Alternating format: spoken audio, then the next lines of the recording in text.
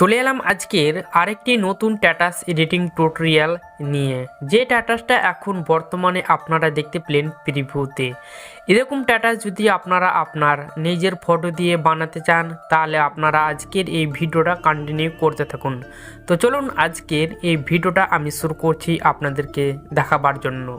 আমি চলে যাব ক্যাপকাটে। এখানে আমি অলরেডি ক্যাপকাটটাকে ওপেন করে নিচ্ছি। এখানে আমি অলরেডি ক্যাপকাটটাকে ওপেন করে নিলাম। নেওয়ার পর এখানে আমি নিউ প্রজেক্টে ক্লিক করব। নিউ প্রজেক্টে ক্লিক করার পর এখানে দুটি সেকশন দেখতে পাওয়া যাবে। এখানে আপনারা এই ফটো সেকশনে ক্লিক করবেন। ফটো সেকশনে ক্লিক করার পর আপনাকে অ্যাকচুয়ালি 9টি ফটো সিলেক্ট করে নিতে হবে। তো এখান থেকে আমি 9টি ফটো সিলেক্ট করে নিচ্ছি। এখানে আমি 9টি ফটোকে সিলেক্ট করার পর আমি অ্যাড বাটনে ক্লিক করে দেব। এখানে অ্যাকচুয়ালি সেই ফটোগুলো অ্যাড হয়ে গেল। এবার আমি প্রত্যেকটা ফটোকে জুম করে একদম ফুল স্ক্রিন করে নেব। এরকমভাবে জুম করে আমি ফুল স্ক্রিন করে নিচ্ছি প্রত্যেকটা ফটোকে। আপনাদের যদি ফুল স্ক্রিন থাকে তাহলে আপনাকে জুম করে বড় সাইজ করতে হবে না। দেখতে পাচ্ছেন এই ফটোটা অ্যাকচুয়ালি ফুল স্ক্রিনই আছে। তো এখান থেকে আমি জুম করে ফুল স্ক্রিন করলাম না, এই ফটোটাকে আমি ফুল স্ক্রিন করে নেব, কারণ কাঁধা গালা ফুল স্ক্রিন হচ্ছে না।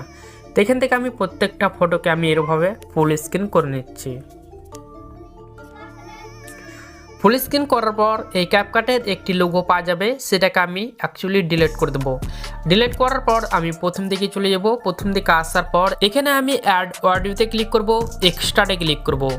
এক্সট্রাতে ক্লিক করার পর এখান থেকে আমি একটি সং সিলেক্ট করে নেব। সং সিলেক্ট করার পর আমি সেই সংটার উপরে ক্লিক করব। ক্লিক করার পর এখান থেকে আমি ম্যাচ কাটে ক্লিক করব। ম্যাচ কাটে ক্লিক করার পর আমি অটো জেনারেট এটাকে আমি এনেবল করে দেব। অটো জেনারেট এনেবল করার পর এখানে দেখতে পাচ্ছেন হলুদ কালারের ফটকি ফটকি দেখা যাচ্ছে। এই হলুদ কালারের ফটকি ফটকিগুলোকে আমি 15টা অ্যাকচুয়ালি ডিলিট করে দেব। এভাবে আপনারা 15টা অ্যাকচুয়ালি ডিলিট করে দেবেন।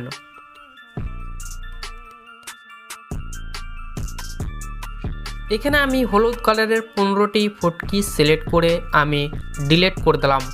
ডিলিট করার পর এখানে আমি রাইট চিহ্নতে ক্লিক করে দেবো। রাইট চিহ্নতে ক্লিক করার পর এবার আমি ফটোর ডিউরেশন সাইজ সিলেক্ট করে নেব। প্রথম ফটোর আমরা ডিউরেশন সাইজ রাখবো একদম এই ফটকি পর্যন্ত, এবং এখান থেকে আমি একটু হালকা জুম করে একটু বড় সাইজ করে নিচ্ছি। প্রত্যেকটা ফটোর ডিউরেশন সাইজ কিন্তু আমি এই হলুদ কালারের যেগুলো ফটকি দেখতে পেয়েছেন ওই পর্যন্ত আমরা সাইজ রাখবো।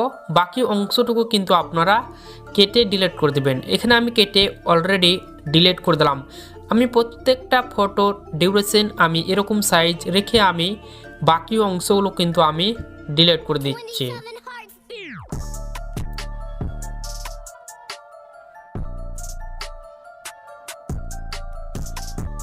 এখানে আমি সেই ফটোগুলোর সাইজ আমি হলুদ কালারের ফটকির অংশ পর্যন্ত রাখলাম।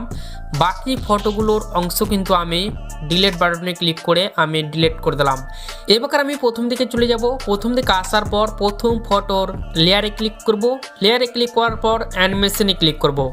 অ্যানিমেশনে ক্লিক করার পর কম্বোতে ক্লিক করব। এখান থেকে আমি একটি অ্যানিমেশনকে সিলেক্ট করে নেব।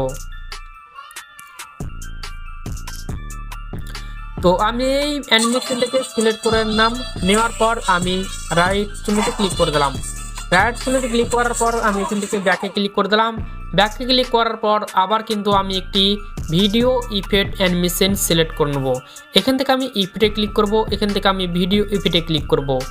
ভিডিও ইফেক্টে ক্লিক করার পর বেসিকে ক্লিক করব। এখান থেকে আমি নিচের দিকে চলে আসবো। আসার পর এখান থেকে আমি একটি মিনি জুম এই ইফেক্টটাকে অ্যাকচুয়ালি সিলেক্ট করে নেব। সিলেক্ট করার পর এখান থেকে আপনারা অ্যাকচুয়ালি অ্যাডজাস্টমেন্ট করতে পারবেন, স্পিড করতে পারবেন, স্পিড বাড়াতে পারবেন, কমাতে পারবেন। এখান থেকে আমি অ্যাকচুয়ালি কমিয়ে রাখলাম। রাখার পর এখান থেকে আমি রাইট চিহ্নতে ক্লিক করে দিলাম। রাইট চিহ্নতে ক্লিক করার পর আমি কিন্তু এই ফটোর এই পর্যন্ত আমি রাখবো এই ইফেক্টটা। রাখার পর আবার ভিডিও ইফেক্টে ক্লিক করব। ভিডিও ইফেক্টে ক্লিক করার পর আমি ট্রেন্ডিংয়ে ক্লিক করব। এখান থেকে আমি আরেকটি ইফেক্ট সিলেক্ট করে নেব। তো এখান থেকে আমি ব্ল্যাক ফ্ল্যাশ এই ইফেক্টটাকে সিলেক্ট করে নেব। নেওয়ার পর আমি রাইট চিহ্নতে ক্লিক করে দেবো এবং এই পর্যন্ত রাখবো আমি প্রথম ফটোর ডিউরেশন সাইজ পর্যন্ত।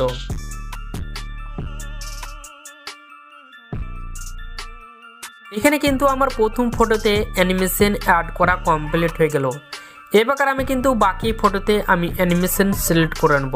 তো এখান থেকে আমি প্রত্যেকটা ফটোতে আমি কম্বোতে ক্লিক করব। কম্বোতে ক্লিক করার পর এখান থেকে আমি জুম অনটাকে আমি প্রত্যেকটা ফটোতে আমি সিলেক্ট করে নেব।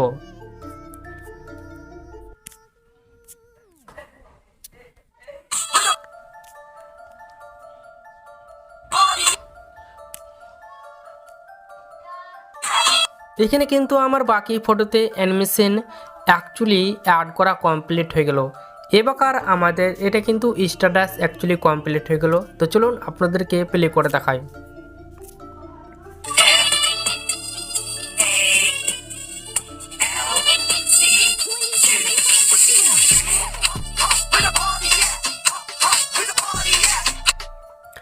এটাকে সেভ করার জন্য আপনারা এই অ্যারো অপশানে ক্লিক করবেন। এখান থেকে আপনারা সেই স্ট্যাটাসটিকে অ্যাকচুয়ালি সেভ করে নেবেন।